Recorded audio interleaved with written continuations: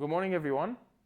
So what I'm going to do now, I'm going to explain the topic 20, which is general trace of stress and thin-walled pressure vessel. So let me go ahead and start with reminding you of something. If I had a 2D element like this, or a plane element like this, let's say the dimension or the axes for this element was x and y, and I had sigma x coming out from the x, and then I had sigma y here. And of course, for equilibrium, I do have x and y here. Okay? So for this 2D element, if I do have only stresses and I don't have any shear on the surfaces or on the planes here, I don't have any shear here, we agreed before that this element now is a principal element, and those are principal planes, and this is the principal stresses, which is the maximum minimum. So we now covered the 2D element, and we were able to rotate this element around. For example, if I want to rotate this element in this direction, so I'm rotating this element basically about z, right? We did this before. And now what we're going to do now, we're going to extend this element by having a 3D element like this, and gonna cover all kind of stresses and all kind of direction that we didn't cover. So in the plane element, we only have an element that is rotating around z. What about the stresses that are rotating, for example, about x? What is the stresses that's gonna rotate about y? And what about the shear as well? That's why we need to cover this 3D element, which I showing here, that has an axis of x and z and y, and this basically the xy element, this face is that face, okay? And I have x direction here, and I have sigma x coming out from the x face, and I do have sigma y coming out from the y face, and of course in that direction I do have sigma x, and in that direction I do have sigma y.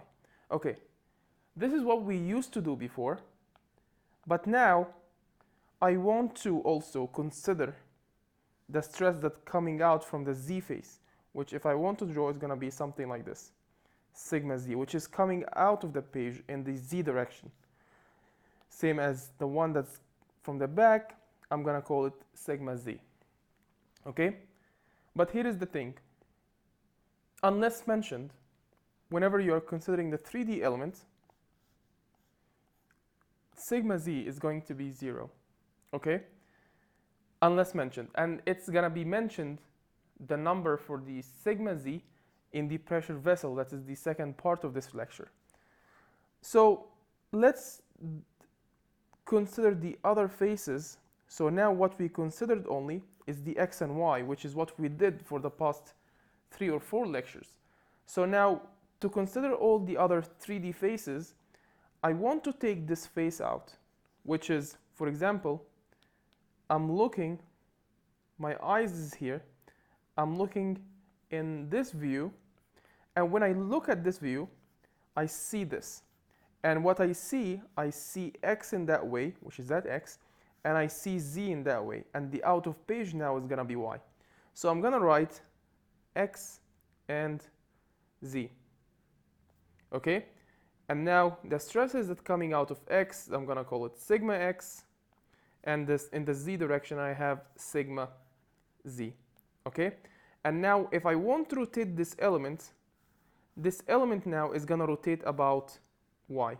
So this element now, if I want to rotate it now, it's gonna rotate around the y-axis. Okay. Finally, the last element is this element, which as if I want to look from that way. So my eyes now are here, and I'm looking that way. So this face is, oh, I did consider that before. So instead of this guy, I'm gonna look in here. Okay, so this face is that face. So what I see z in that direction, and I see y in that direction. So I'm gonna put z and I'm gonna put y. And then I do have sigma z, and then I do have sigma y. And if I want to rotate now that element, this element now is going to rotate about x. Okay? What did I do now?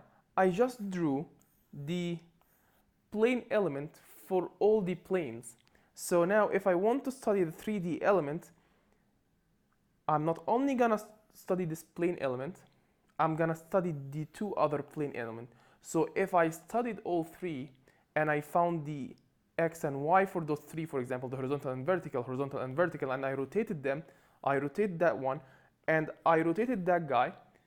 If I consider everything, that's when I'm now studying the 3D element instead of only the 2D. So I'm gonna copy this and I'm gonna do something good because I want to rotate all these elements and find the stresses, all the possible stresses, not only the normal stresses. I want to study all the possible combination of sigma and tau for all the three planes so that I can study the whole 3D element of that object. So in different words, if I drew the element like this, so this is the element, okay? This is a stress element. If I'm rotating the element in the x and y, which is around the z, that's what we call the plane element. But when I rotate it inside, I mean, like, imagine this as this is like, you see a square, but there is like a cube inside. And if I rotate it now around x, or that's around y now, my hand is rotating around y, I'm now rotating it out of plane, and the out of plane means inside, okay? And if I also rotating it around x, which is something like this, that's also out of plane. So I have two out of planes and I have one in plane. So what I'm planning to do now, I want to find the all possible stresses that are gonna happen when I rotated in plane and rotated out of plane. And we're gonna do this, we have two methods. We either can use the equation that we discussed like 3 or 4 lectures ago, which is the equation of sigma n, which is function, the equation that you have 2 theta in it, and tau nt, which is also the equation that has 2 theta in it. If I want to, I will plug this. If you want to find all the stresses, you want to plug in all these thetas from 0 to 360, for example, or 180, because it's gonna change. So it's gonna be 180. But instead of doing this, we can use the second method, which was the Mohr circle, which is, for example, if I want to draw the Mohr circle for this plane stress, which is x and y, and we agree that x and y, they are principal because there is no shear in this element. So I'm gonna say this is x, for example, and this is y, okay? Both are tension, that's why they're all in the positive x-axis. And I'm gonna draw the Mohr circle, which is, this is the Mohr circle, and this Mohr circle, it was due to x and y was in plane. So this Mohr circle, it is in plane. Okay? Now I want to draw the Mohr circle for x and z, but notice that x and z, that's an out of plane. So x, which is here, z is gonna be 0, so I'm gonna draw this Mohr circle. And this Mohr circle for the out of plane element, which is the element that is rotating about y, okay? Finally, the Mohr circle for this element, I do have z and y, so z and 0, and y, and I'm gonna connect them with the Mohr circle. And again, the reason why I'm just connecting the 2 points together, because all of them, all these stresses are principal. So if they're principal, there is no shear stress, which means their point on the stress and tau diagram, it is just stress and 0 because the shear is 0. That's why we drew it like this. So now I do have This red is the out of plane Mohr circle, and the green is also out of plane. Okay? What does that tell me? That tells me all the possible stress and tau combination, and also tells me where the maximum shear stress happened. So the maximum shear stress for the in plane, it was this guy, which is from the center of the in plane Mohr circle, from the center to this point, that was tau max, which is maximum in plane shear stress. But is it the maximum among all the planes, among all directions? No, you're gonna find that at this point, you're having the maximum shear stress. And this shear stress, we're gonna call it tau max, and this is out of plane, okay? And if we want to find this value, we're gonna find that, we're gonna say sigma x plus 0, we got the diameter, over 2, now we got that. Here's the thing.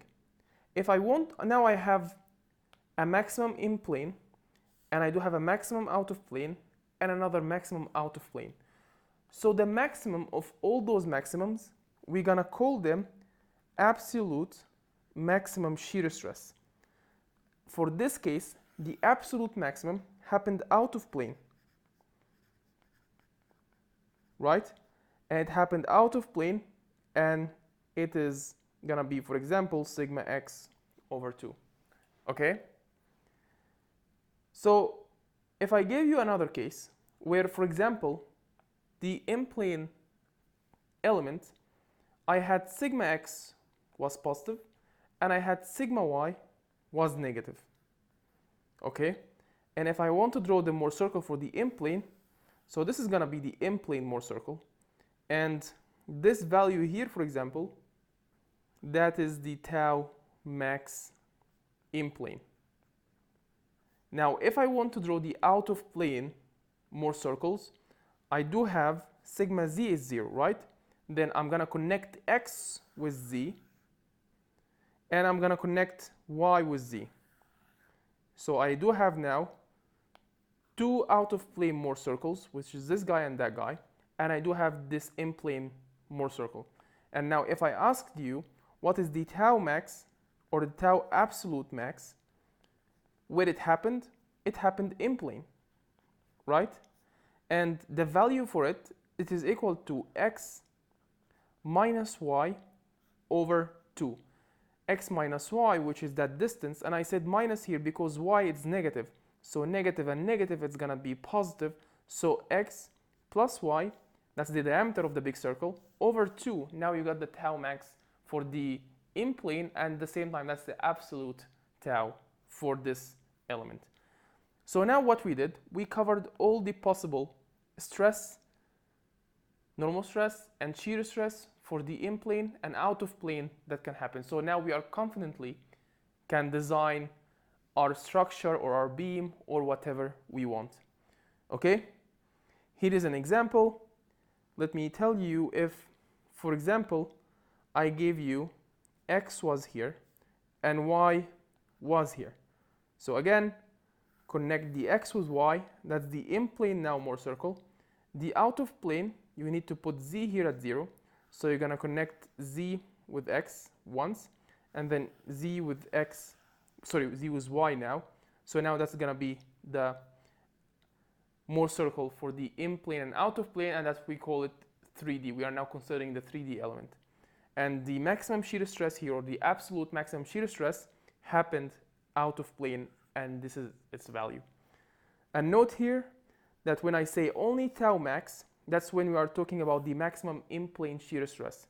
But if I added this absolute max, that means that's the maximum shear stress that can happen at any plane, whether it's in plane or out of plane. Okay? And this was the in-class assignment 19, where we had this problem, which is same as this.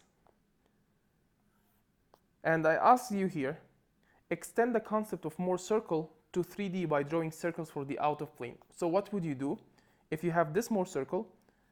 So you're gonna connect the 0 with this stress once, and then the 0 with the first stress, and that's all. And calculate the shear stress that's gonna happen here. Okay? And that will be determine if the maximum shear stress occurs in or out of plane and calculate its value. So it's gonna happen out of plane because that's the Mohr circle, and its value, it's gonna be this guy plus 0 over 2, or this guy over 2 right away. Okay? Now, here is the topic, which is the thin-walled pressure vessels. And this, we're gonna use the Mohr circle and the 3D Mohr circle, which is the 3D element, the Mohr circle for the 3D element. We're gonna use it in this thin-walled pressure vessel. And in a couple of minutes, I'm gonna explain why I'm calling it thin-walled, not thick-walled. And what I'm going to do, I'm gonna I'm gonna explain the cylindrical vessel and the spherical vessel, which is this is the cylindrical vessel, and this is the spherical vessel. And what I'm going to do with them, I just want to find the stresses that's gonna happen in this direction and that direction, or basically I want to design this cylindrical vessel and also the spherical vessel. And how I'm gonna design them, I'm gonna figure out first what is the stresses that the elements in this vessel feels, and based on it, I'm gonna design it. Okay? Okay. I'm gonna start with the cylindrical vessels. Okay? And this is the cylindrical vessel. And I wanna tell you that this vessel, imagine that this vessel, it is something like this. There is a fluid inside, okay, and there is the thickness of the vessel itself. So imagine the cylindrical vessel as like a cylindrical balloon, and I filled it with air. So if I filled it with air and I brought a knife and I cut it in the middle, you're gonna see that like if I cut it in the middle, each part, one gonna go to the right and one gonna go to the left because it's pressurized. So the pressure is pushing this way and that way. That's why it's going that way. And the same thing, if I brought a knife and I cut it horizontally, they're gonna blow up like this. So one will go up and the other one gonna go down because it's pressurized. So we are talking also about pressure vessels. It's not vacuum. So the surfaces inside feels like compression, or not compression, it's like pushing inside. Okay? It's like pushing from inside, so you can tell it's compression. Okay? So the idea here, or the goal here, is we are trying to find the stresses that are gonna be, for example, in X direction, and it's gonna be in Y direction. And this is the approach from now on. If I want to find what this member, for example, this is a pressure vessel, but if I have a beam or anything, I want to study it in terms of stresses, I will first find the stresses in X and Y direction. And once I found the X and Y, I can see if I have a V or no, and then I can rotate it in the plane, which is like in the X and Y, I'm going to rotate it around Z to get, for example, the principal, and then I'm going to rotate it out of plane. So that's how I can find the planes where I have the maximum normal stresses and maximum shear stresses. Okay? So to do so, what I want to do, as I said, if I want to find the stress that's coming out of X, I'm going to cut this vessel like this. And I'm going to cut it into two, and then I'll work with one side. So if I did that, like here, for example, so what I did, I cut it, and then this is what I see. For example, I have a fluid now, and this is the fluid. It's applying pressure on, as if there's a vessel, and I cut it here, okay? And I'm working with that side. So I see the fluid, and I see the pressure inside the fluid that's pushing the surface like this. Like what we did in the bearing lesson, bearing stress lesson. So instead of dealing with all this pressure, I'm gonna sum them in the projected area. So for example, this is what you see, for example, in 2D, but in 3D, it's something like this.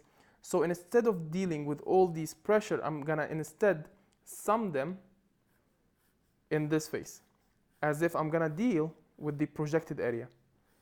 So this is the projected area. and this was P, and now I do have this P, which is the pressure, and the pressure now is applied on the projected area, which is this area, okay? And instead of working with this and this and this, with everything. The reason why I have two reasons. One of the reasons is, if, for example, this guy, I don't deal with inclined pressure or forces, and instead I'm gonna do a resolution in the x and y. So this y gonna cancel, for example, that y, okay? Which I will be left with x, which is less than the x, for example, here and here and here. And you can see that it's not like uniform, okay? And that's why I do have like big stress here and less when you go to the end, so it's not uniform. So part of approximation here, I'm gonna deal with the projected area, okay? And like what I said, if I cut it in the middle, the two parts one will go to the right and the other one will go to the left. So if one of them is going to the right, one is going to the left, so imagine I didn't cut it. What is like the members are doing? They are in tension because they are trying to keep everything together until I cut it, so they blow, like everyone go in one direction. If you can't imagine this, imagine that you are in the middle where I'm cutting the balloon. So you are in the middle, I'm cutting it, so you are trying to hold everything together. So if I cut it from the middle, that's when you're gonna let it, and then everything gonna go in the other direction. But you are trying to pull it, so like they are feeling tension. Which what I'm proposing now, I'm gonna say what is resisting this P, which is the pressure of the fluid, is a normal stress that is coming out from this cross section, which is what you see here in red. Let me draw it in different color. This cross section. Okay, those are what is resisting this P. And the reason why I drew it coming up, because they are in tension. So as if I'm pulling this section, so they are in tension. So now what we call those, this is what we call, for example, sigma longitudinal. And this longitudinal means this is a longitudinal stress. And the reason why we call them longitudinal, because they are in the longitudinal dimension of the beam, or dimension, or like the longest axis of the beam. And we can also call them axial stress. But instead we're gonna stick with the longitudinal, okay? So that's for the longitudinal stress. So now we are able to find sigma x. So now I want to find the sigma y. So sigma x, now we name them, and instead of saying x, I'm gonna say L, longitudinal, okay? Let's do the sigma y. To find sigma y, I'm gonna cut it in the middle, which is same as like what we did before. If I cut this in the middle with a knife, every part will go in one direction. Sorry, every part will go in direction, right? Like this one will go up and that one will go down. So what if I didn't cut them? What's making them holding together? So if I do have a pressure like this, which is after I cut it that way, I do have a pressure. And again, I'm not gonna deal with all these pressure. Instead, I'm gonna sum them, and they're gonna act in this, for example, projected area. So this projected area, I'm gonna have P that is acting that way.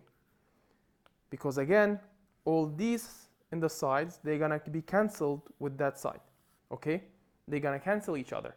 So I'm gonna be left with the one that is vertical and the vertical component of this. So what is resisting this P? What is resisting this P is the stresses that's coming out from here, right? And we're gonna name them sigma hoop, or you can call them radial or circumference stress. So that's called hoop stress, okay? And the reason why it's hoop, because they are acting in that way. In that way. So we have a stress that is acting this way in here, for example, And this is what we call hoop. So instead now of naming it y, I'm gonna change y, and I'm gonna call it hoop. Okay?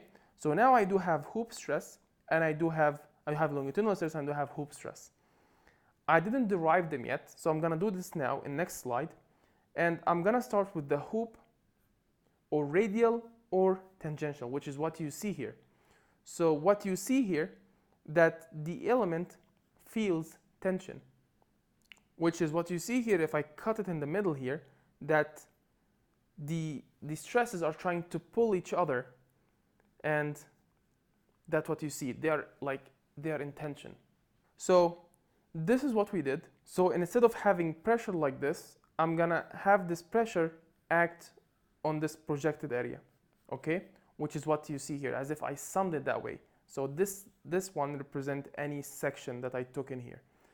I want you to notice that the stress that's coming out from the cross section, which is what you see here, it is uniform, okay?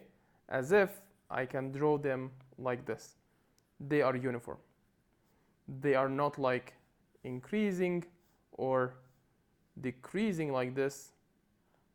No, they are just uniform. They are constant. I'm gonna explain that why in a moment, okay? So I took this guy and I rotated it that way just to be easy to visualize this, and I'm gonna have the projected area, which is here. So I have this P, which is the projected area. So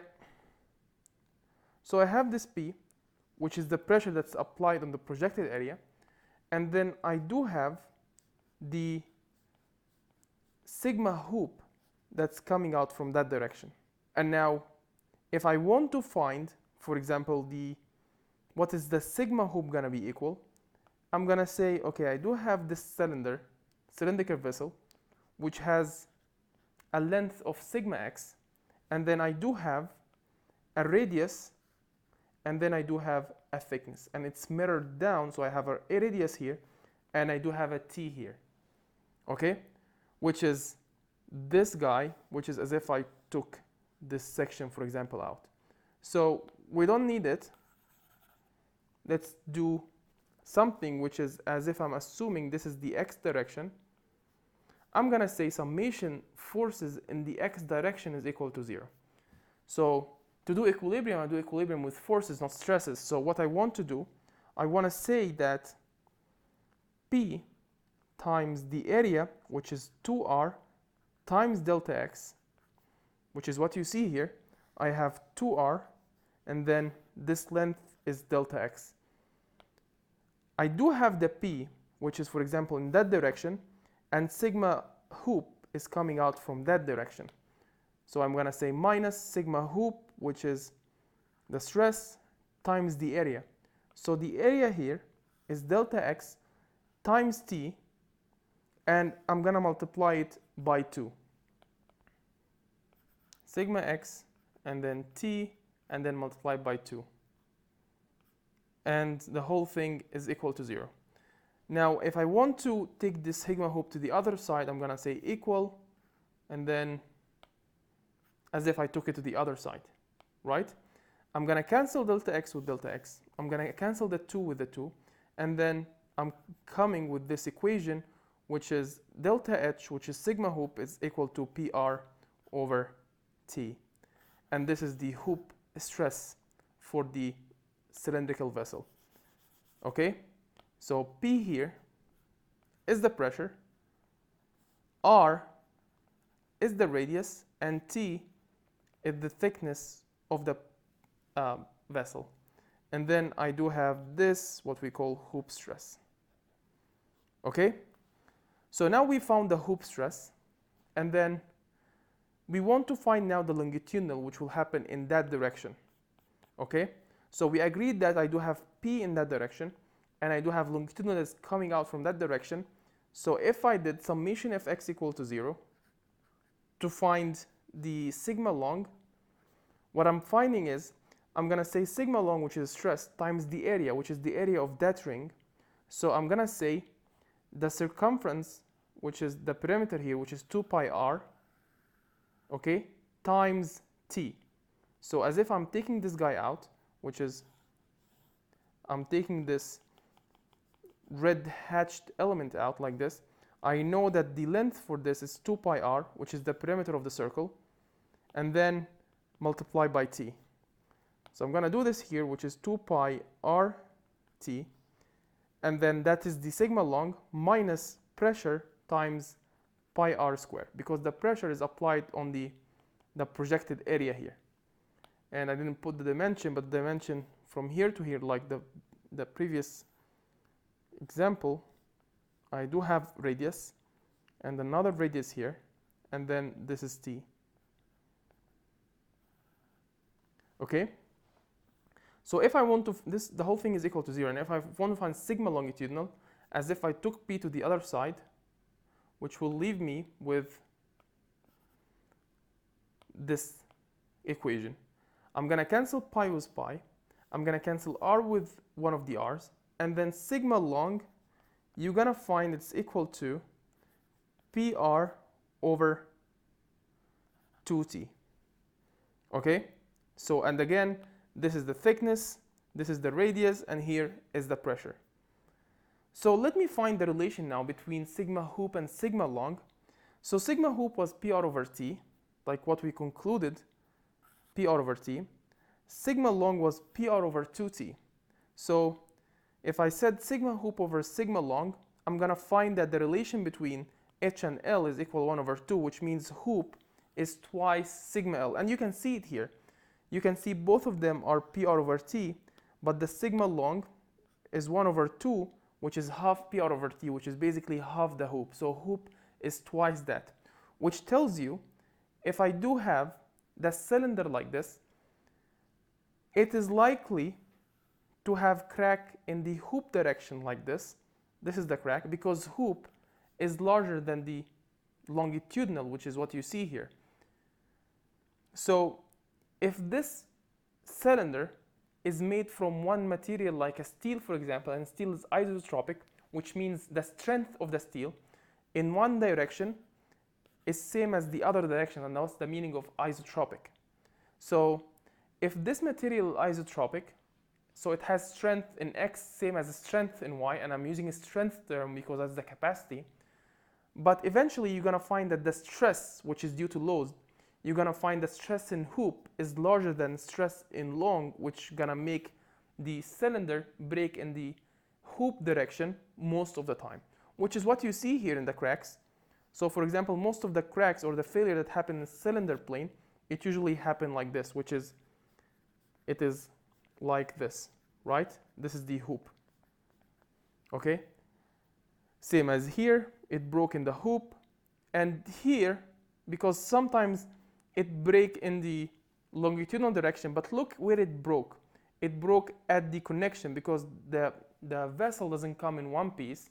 It might come in pieces, so that we bolt them or we weld them. So the failure basically maybe happen at the connection, and as you can see here, this is a longitudinal that was acting on the pen. So this failure is also longitudinal.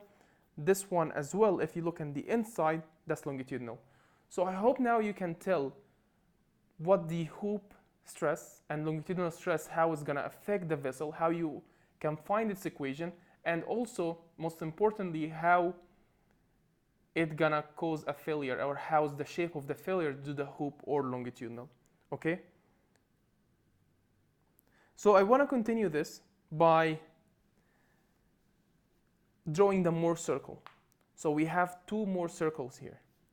First of all, if I do have element that I want to study the point here, and we represent the point by element. So if I do have an element like this, and I want to study the stresses on that element. So I do have, if I took this element out, I do have in this direction that's sigma long.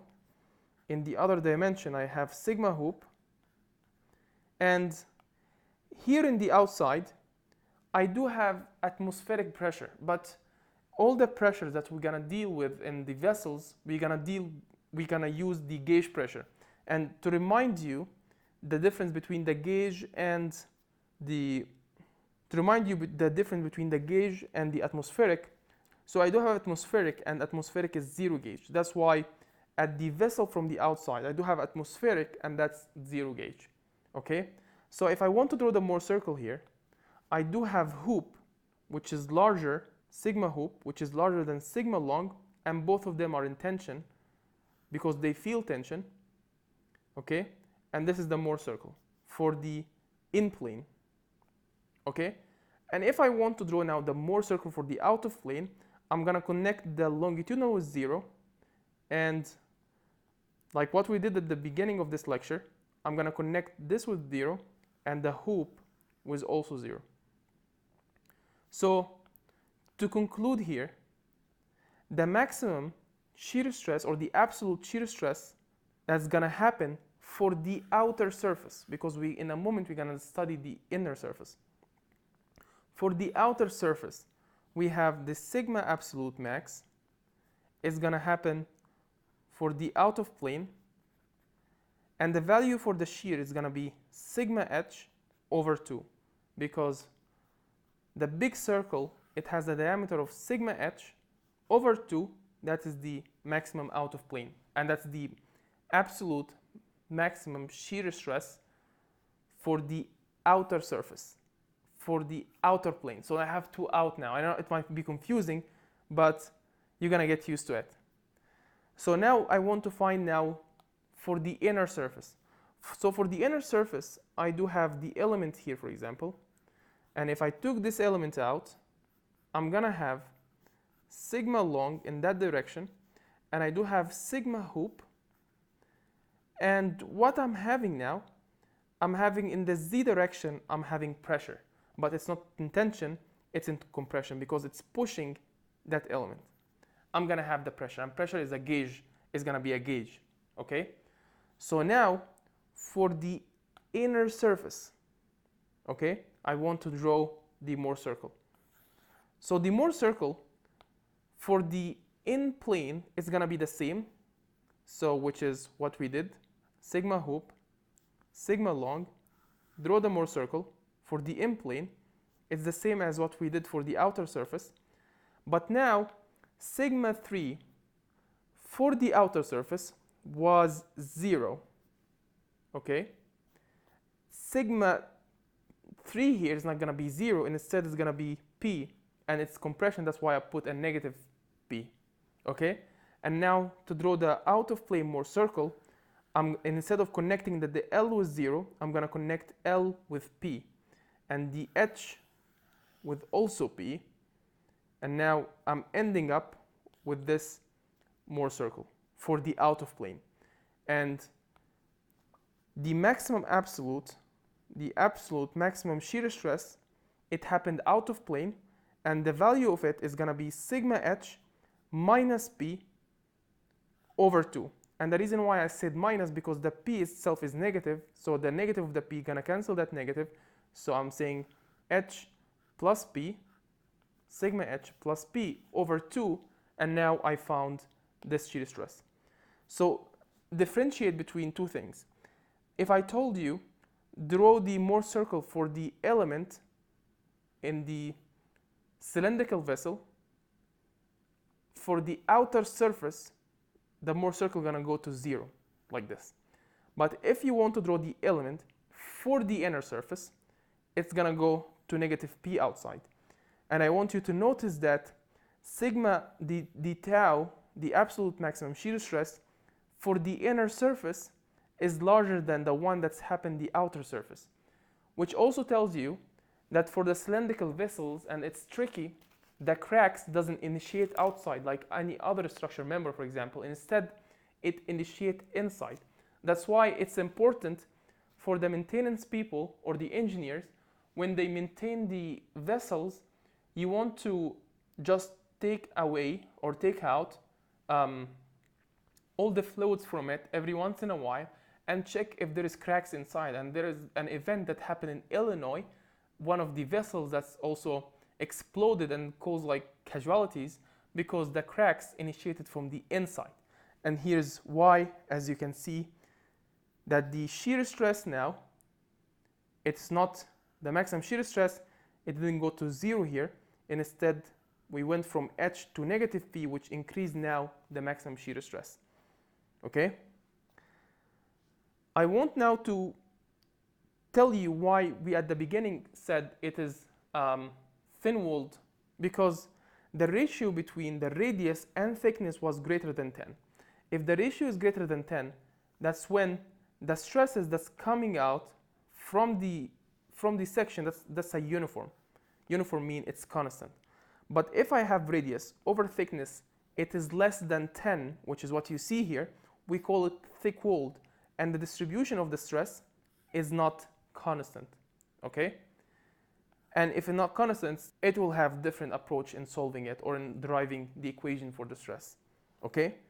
Now I want to find that for the spherical vessel, the longitudinal and hoop, but I want you to notice something.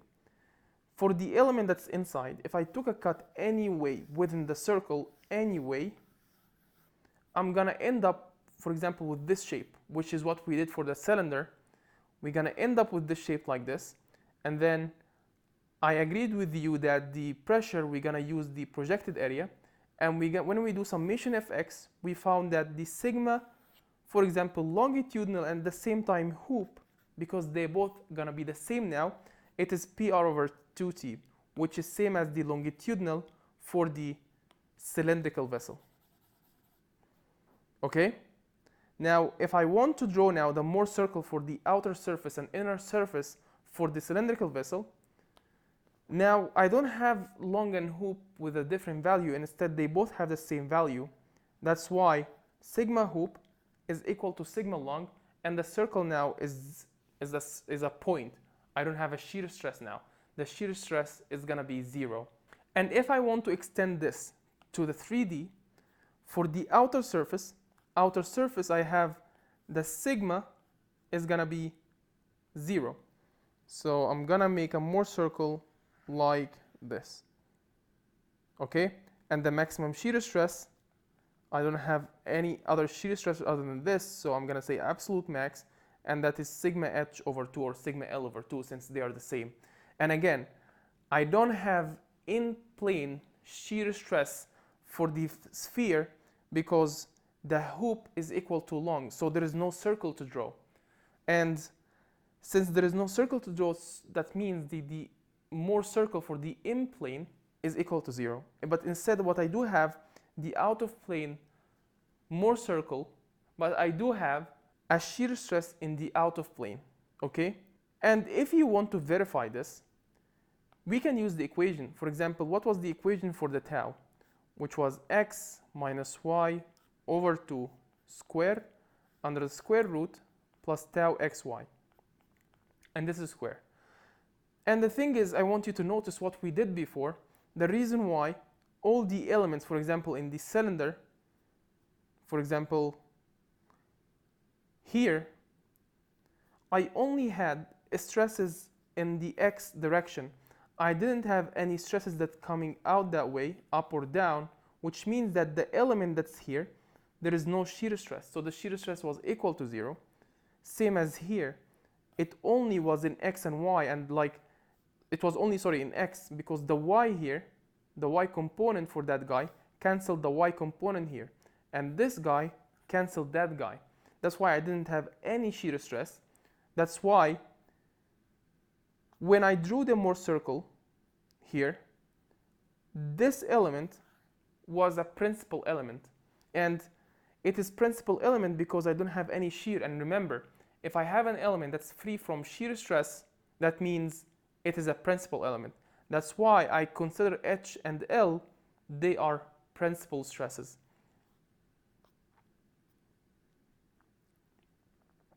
So same as this, H and L, they are principal because there is no shear stresses, so there is no maximum shear stress in plane. Instead, I do have a shear stress out of plane.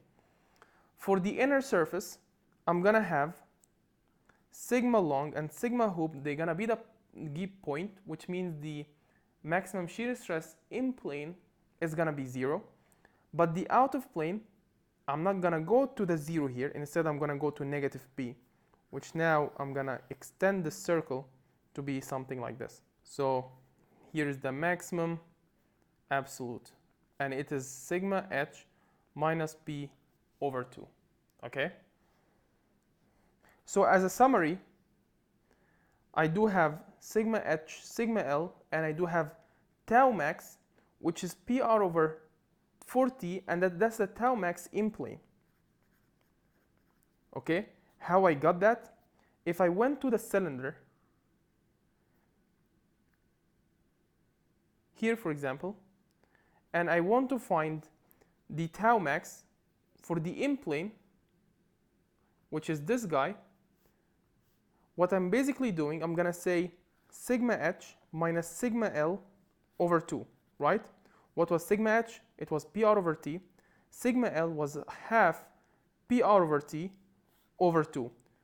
So 1 minus half is half PR over t, and then I have 2 at the bottom. That's why it is 1 over 4 PR over t. And that's the tau max for the in plane. Okay?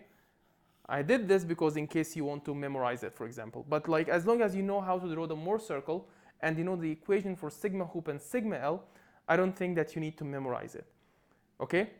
And for the spherical vessel, I do have sigma h and sigma L PR over 2t, and the tau max is equal to 0. Because again, when I say tau max, it is the in-plane shear stress.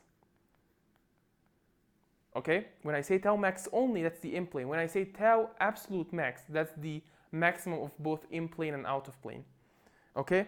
And this is how we can draw the Mohr circle for, and I will do an example.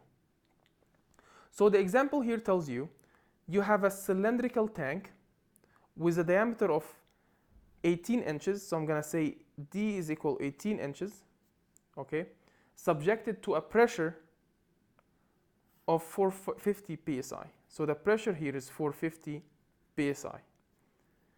The tank is constructed of steel section welded together at the ends of the tank, like what you see here. That's the welds, okay? And at the end of the tank, it's half a sphere. So I have a tank that's made of cylinder, and at the ends here, I do have a sphere, okay? And then it tells you that steel had the maximum allowable normal stress of 8200. So stress for steel, that's the maximum. It is 8200 psi, that's the normal stress. And maximum allowable shear stress, so maximum shear stress is equal to 3000 psi.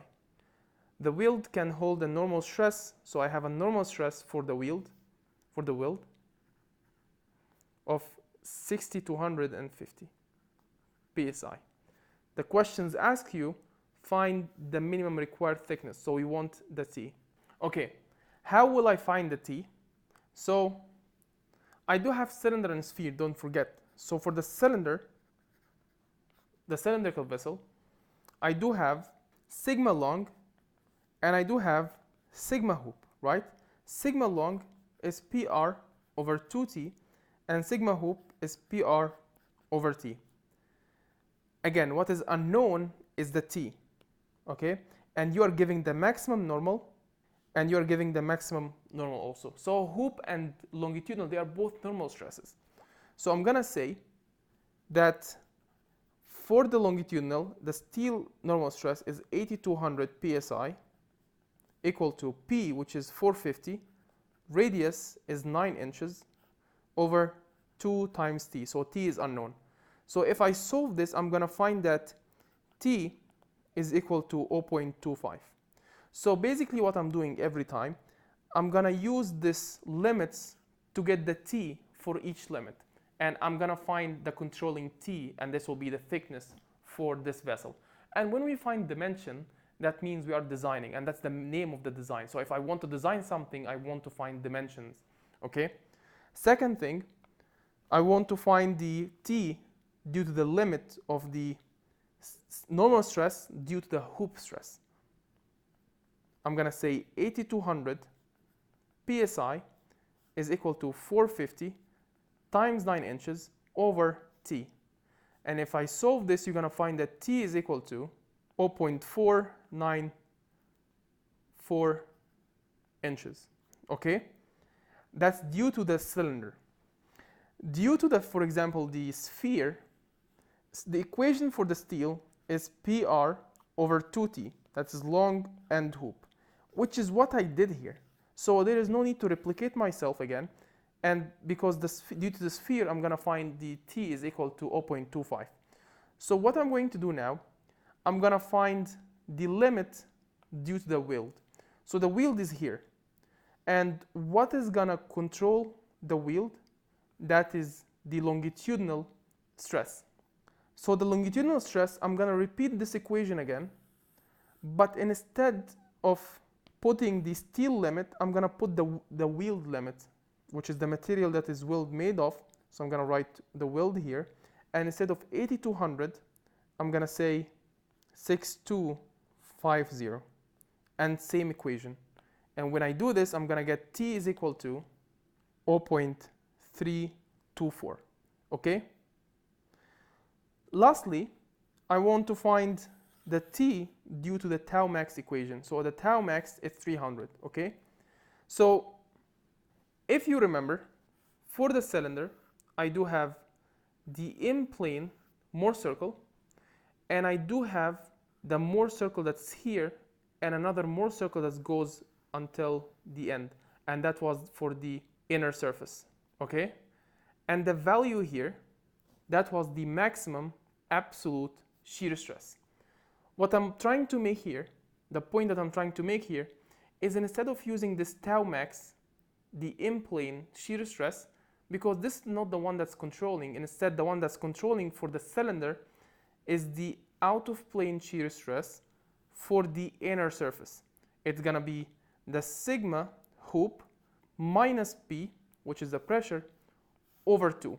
And that's the equation for that tau max. So I'm gonna, instead of writing the tau max for the in-plane, because this one is not gonna control, or this one is not gonna give me the big T, instead I'm gonna use, for the cylinder, tau max, tau absolute max, is equal to, and the limit was given in the question, which is 3000 psi, I'm gonna say sigma hoop, which is PR over T, minus P, which is, I wanna say, plus 450 over 2. PR over T, that was 450, 9 over T, which was the unknown. If you solve this, you're gonna find that T is equal to 0.73.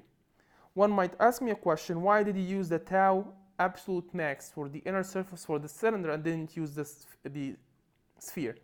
You can use it, but you're gonna find that the tau max absolute for the sphere is less than the one for the cylinder, because the cylinder is made of hoop, which is, you can prove it. So you can find that PR over T minus P over 2, you're gonna find that this term, which is here, is larger than that term, which is PR over T over 2T now over 2, okay? And again, it's not gonna subtract, it's gonna add, because the P itself is negative. So I'm saying PR over T plus P, so that's a large numerator, over 2. And here what I have is PR over 2T, which is basically half of the first term here, okay? That's why this term is greater than that term. And that's how I found that the T is 0.7. So which T should I choose? So what is this all T's tells you? Tells you, for example, for this limit, 8200, it needs a minimum of 0.25, below which if I use a thickness that's less than 0.2 inches, this thing gonna break. And if you want to double check that, you can substitute back in the equation, which is the PR over 2T. I'm gonna say 450 times 9 times 2, and instead of using 0.25, I'm gonna use 0.1, which is less than the 0.25 here. And you're gonna find that the stress is equal to 20,000, which is greater than the 8200, which tells you it's gonna fail if you went less than 0.25, and that also makes sense. Which tells you here that are the minimum thickness that are gonna satisfy those limits. So which one should I use?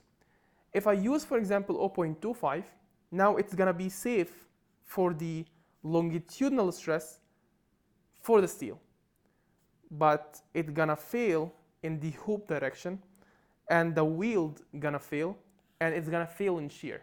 So what I'm proposing now, I'm gonna say, okay, the tau, the thickness that should I choose is the 0.73, which is gonna be safe now for all of them. Okay, and that's all what I have for this topic, and thank you.